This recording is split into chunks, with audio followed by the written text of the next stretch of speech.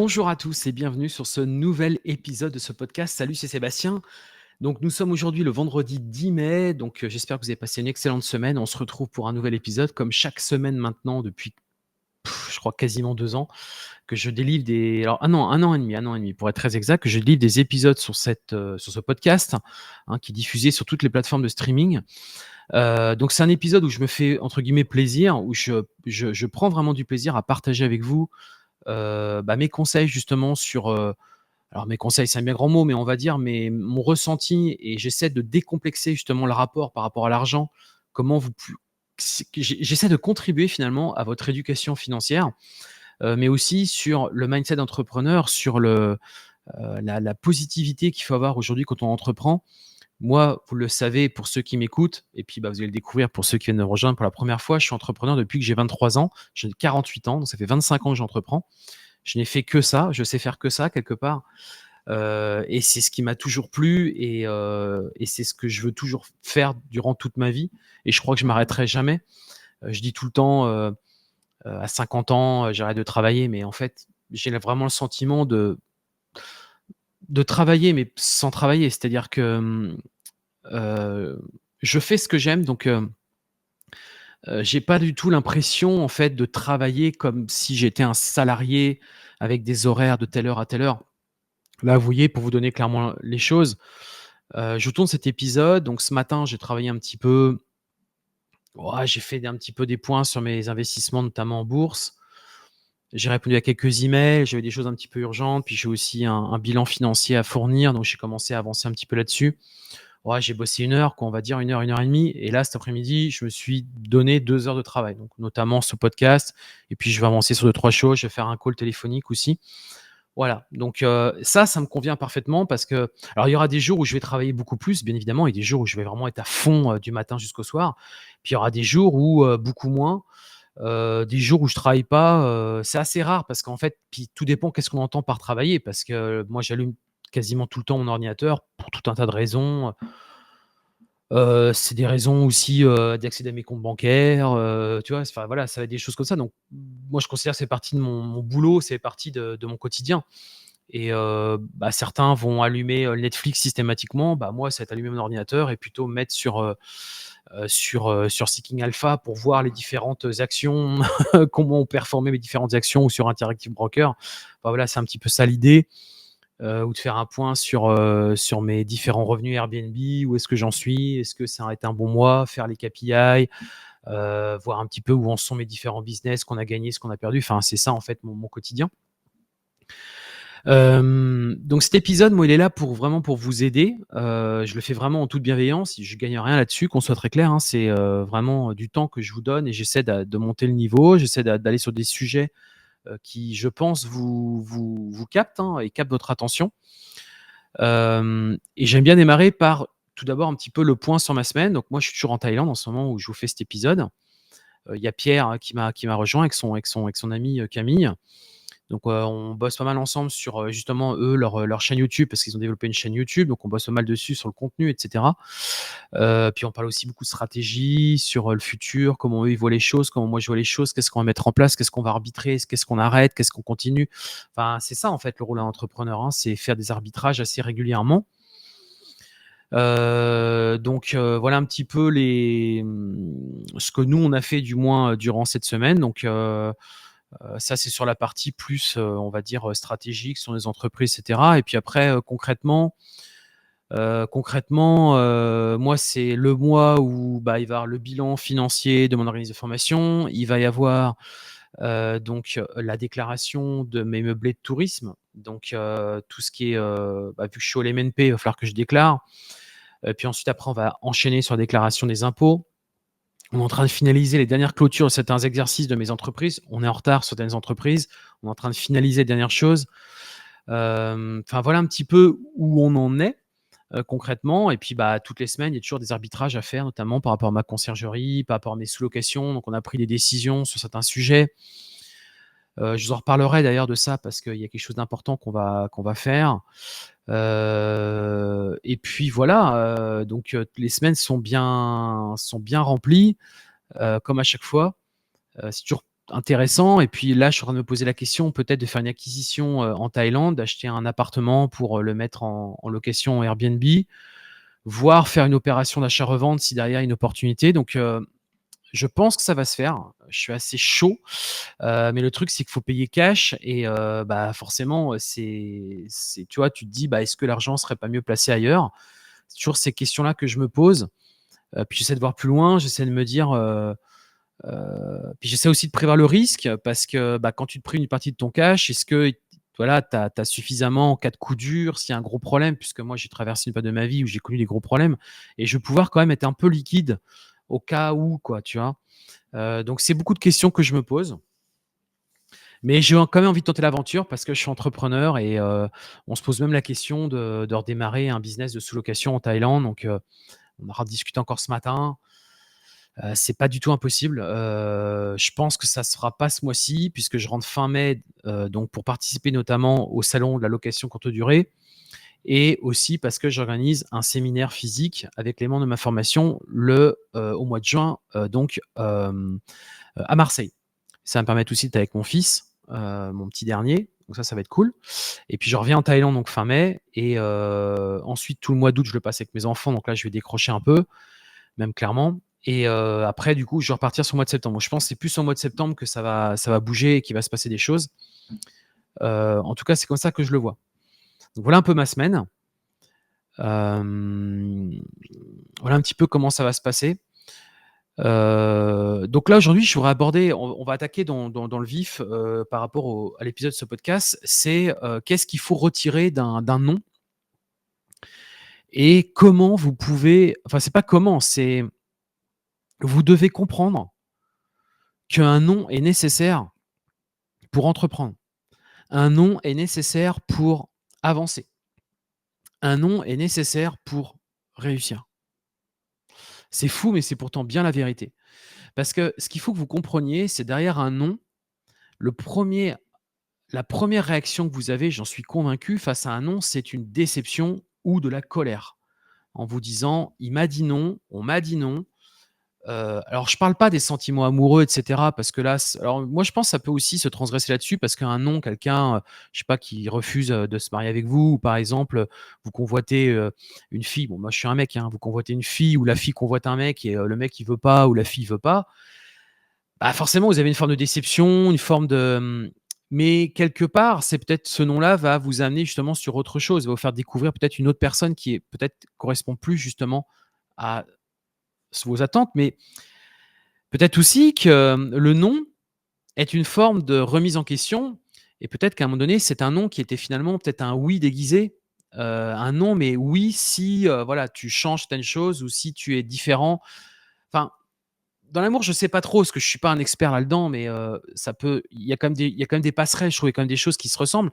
Mais si on prend l'entrepreneuriat, franchement, un non, c'est très souvent que ça va vous remettre en question. Imaginons, je prends un exemple, vous êtes investisseur immobilier, vous prenez un non par une banque.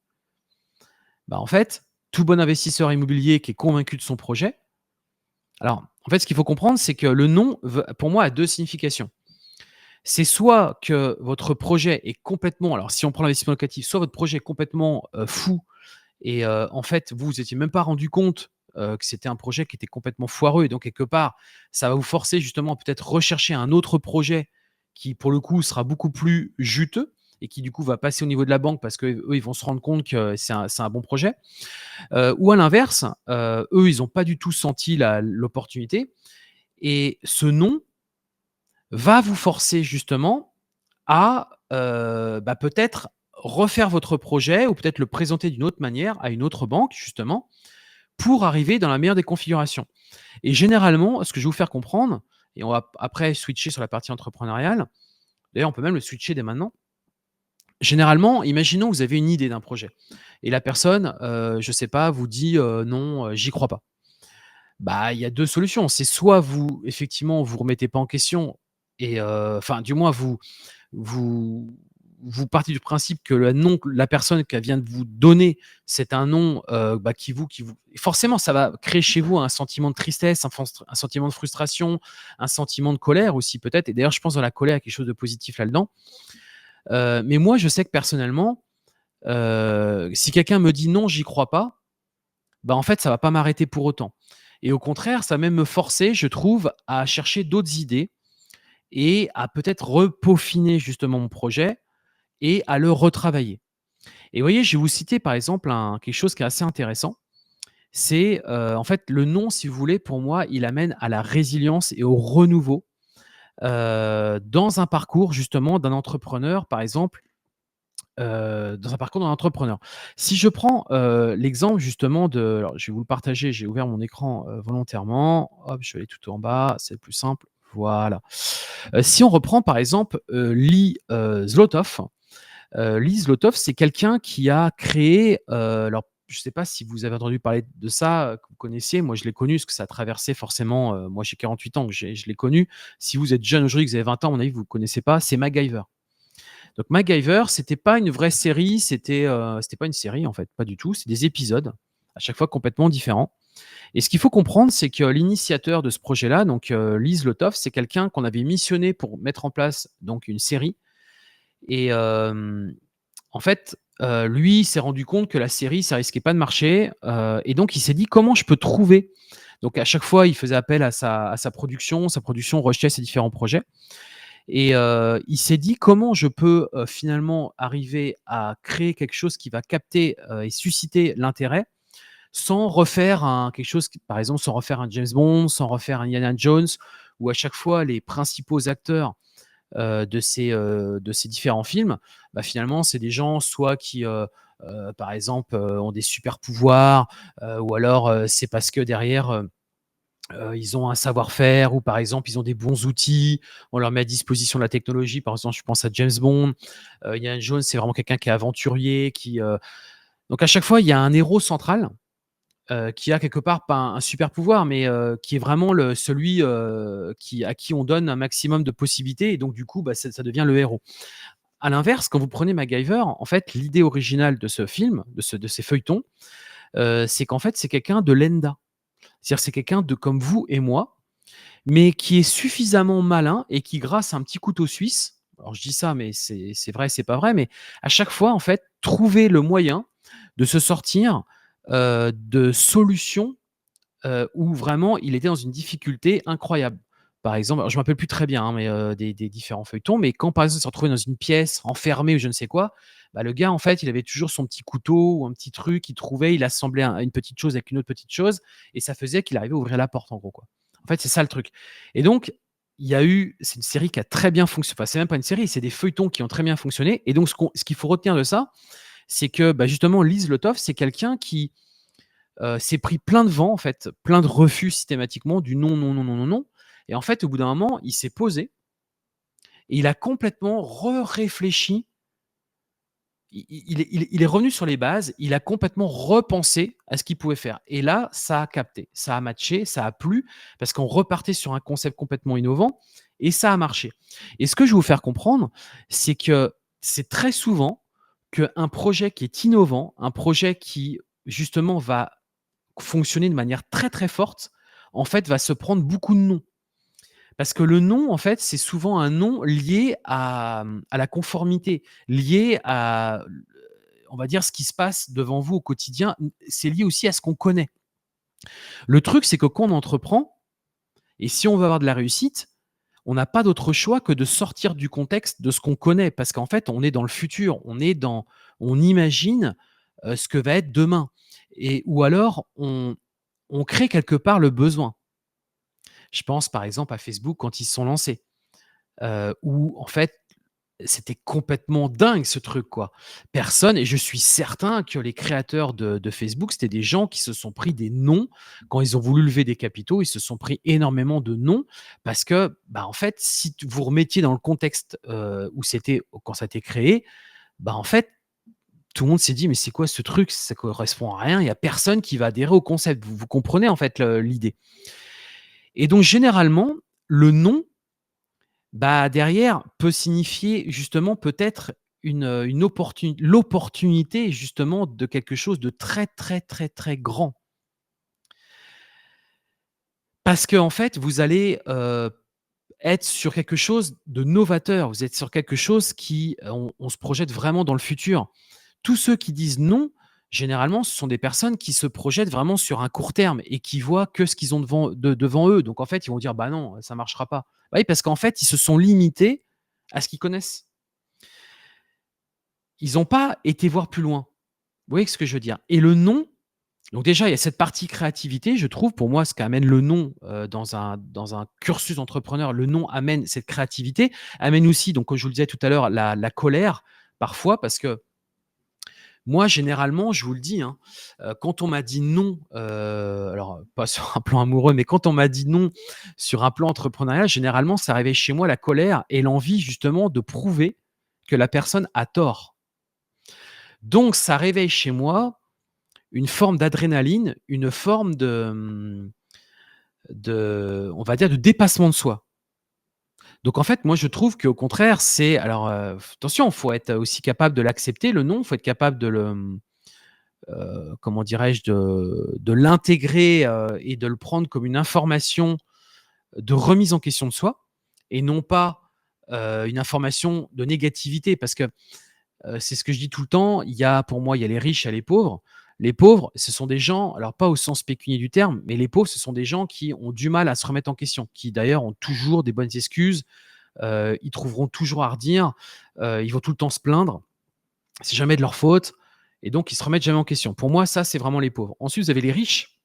Les riches, c'est vraiment ceux qui, au contraire, considèrent que les obstacles ou les noms qu'ils vont avoir sont des sources d'inspiration pour justement développer de la créativité et justement pour voir peut-être une zone d'opportunisme sur quelque chose justement, sur lequel, bah, beaucoup de gens vont se heurter, mais pas eux justement. Pas eux parce qu'eux, ils savent que c'est ce qui va aussi faire la différence par rapport à tous les pauvres et on sait très bien qu'il y a bien plus de pauvres que de riches. Encore une fois, je reste vraiment, dans le côté, mindset, hein, je suis pas dans le côté, financier, de la chose. Mais vous comprenez que, heu, pour moi, il y a vraiment ces 2 catégories de personnes. Donc le non déjà amène de l'agressivité, enfin je trouve amène de l'agressivité mais positive, hein, de la rage, d'envie de réussir. Moi, c'est quelque part, je vous le dis, je me nourris de ça énormément, hein. Généralement, quand on me dit non ou quand on n'est pas d'accord avec moi et cetera, ça développe chez moi ce côté, envie de me dépasser et envie alors soit je prends du temps et je réfléchis et je réadapte mon discours ou alors je me repose pour mieux revenir. Soit au contraire, je suis archi convaincu de mon truc et là, ça développe chez moi l'envie au contraire de vraiment de tout donner et de faire voir que non, moi je suis convaincu ou alors je vais dire: «Bah écoute, il y a pas de problème». Je refais à mon ordinateur ou mon dossier, peu importe et en fait, au fond de moi, je me dis: «Bah tu sais quoi? Tu as tout perdu». Parce qu'en fait, tu as pas cru, mais moi je suis convaincu que ce que je vais faire va cartonner et ça développe chez moi justement cette envie de vraiment de me dépasser. Après le non, ce que ça amène aussi dans l'entrepreneuriat, je trouve, c'est, comme je vous le disais, la remise en question, mais c'est surtout que ça vous amène à en fait, à beaucoup plus, vous poser, pour réfléchir, pour être beaucoup plus créatif. J'avais noté, quelques notes sur ça, je ne sais pas si je vais les retrouver. Non, je vais pas forcément la trouver. Bon, c'est pas grave, mais ça développe pour moi justement de la persévérance. On l'a vu, hein, le fait d'être rejeté, hein, ça crée, clairement ça, mais c'est aussi que ça crée, je trouve, de la créativité. Parce qu'en fait, le non, va vous amener à vous poser la question, bah, finalement, peut-être que, ce que j'ai présenté n'était pas suffisamment parfait et je dois, bah, réfléchir pour peut-être mieux l'adapter, justement, aux attentes, de ce qu'ont mes clients ou mes investisseurs ou des partenaires financiers ou autres et ça, bah, pour moi, ça va justement vous amener à vous poser et à retravailler votre projet pour qu'il soit finalement meilleur. Donc pour moi, le non, c'est vraiment, bah, quelque chose que vous devez intégrer dans votre processus, entrepreneurial parce que je reste convaincu que vous devez vous prendre des non pour vraiment réussir.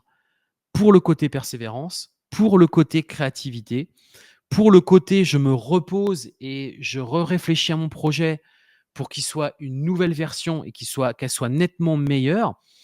Mais je suis convaincu que le non va et il faut vraiment le prendre de ce côté-là, va générer chez vous, eh bien, l'envie justement, bah, d'avoir un oui et donc de retravailler tout simplement ce que vous avez fait et donc bah, fait partie clairement du cursus d'un entrepreneur.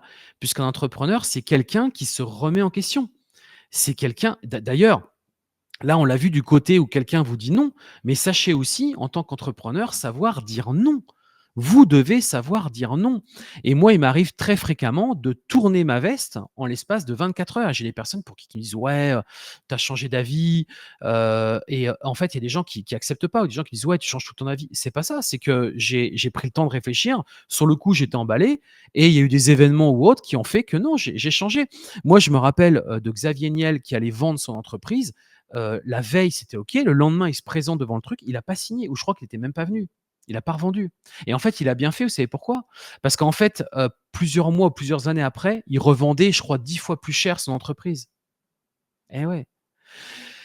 Donc, bien entendu que vous pouvez pas passer votre temps à dire non en permanence parce que vous allez fatiguer les gens, mais ce que je vais vous faire comprendre, c'est aussi savoir dire non.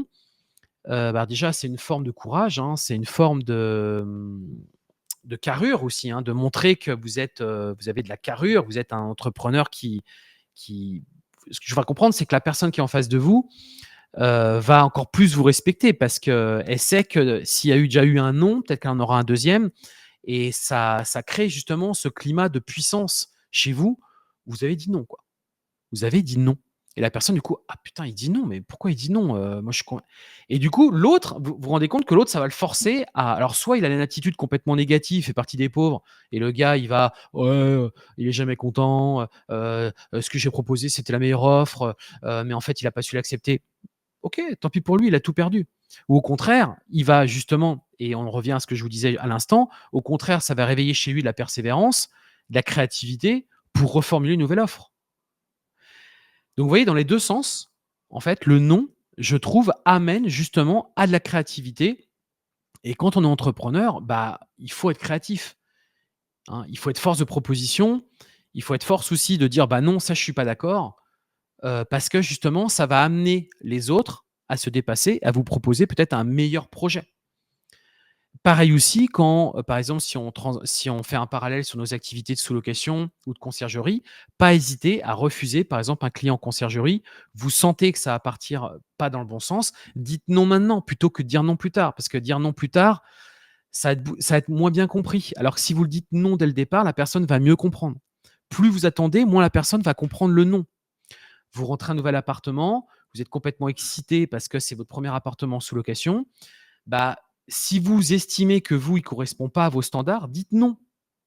Ou alors dites non, sauf si vous me faites un loyer meilleur. Ou alors vous dites: «Non, ça me convient pas» et du coup, le propriétaire va peut-être vous rappeler en disant: «Bah, comment ça vous convient pas? Je comprends pas, qu'est-ce qui va pas?» «Bah, parce que c'est trop cher». «Ah, c'est trop cher? Bah, attendez, peut-être que je peux réfléchir à un nouveau loyer» et ça, c'est du vécu. C'est des choses que je vis au quotidien et que je vis, mais quasiment tous les jours. Donc vous devez avoir cette posture. Vous devez et c'est pas faut pas s'en amuser non plus. Faut pas être systématiquement dans le non, mais n'oubliez pas que le non, je trouve, est une tactique et une technique, je trouve, pour faire avancer une discussion ou débloquer certains problèmes. Plutôt que tourner autour du pot en permanence, ça peut durer très longtemps et en fait, on n'arrive à rien.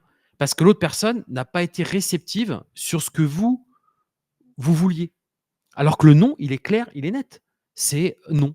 Et donc du coup, la personne, bah, soit elle prend ses affaires et elle s'en va. Ça, c'est la voilà, c'est comme ça, c'est tout, il y en aura, hein. Soit au contraire, ça va l'amener dans ses retranchements et là, elle va peut-être justement, réadapter, sa proposition et tout comme vous, on va vous dire un non, bah, soyez suffisamment intelligent pour traiter le non comme une information qui vient amener à la créativité et non à de la frustration, ou de la déception. Et c'est pareil dans les sentiments amoureux, ça doit réveiller chez vous justement pourquoi il y a eu un non. Puis ça peut être aussi des fois des non arbitraires. Ça peut être un non et puis demain ça se trouve ça sera un oui. Vous voyez ce que je veux dire? Voilà ce que petit épisode, très court pour aujourd'hui, mais je pense que ça devrait, j'espère que ça en tout cas ça vous a plu. N'hésitez pas à lâcher un maximum d'étoiles, à mettre un petit commentaire comme à chaque fois ou à me faire un petit message privé, mais surtout les étoiles, ça me rassure. Ça me permet de voir que ce que je fais, ça correspond à vos attentes. On a terminé. Moi, je vais vous souhaiter, une excellente fin de semaine, un très bon week-end et puis, on se retrouve bien entendu, la semaine prochaine pour un prochain épisode. Sur ce, portez-vous bien et rendez-vous vendredi prochain. À très bientôt. Ciao.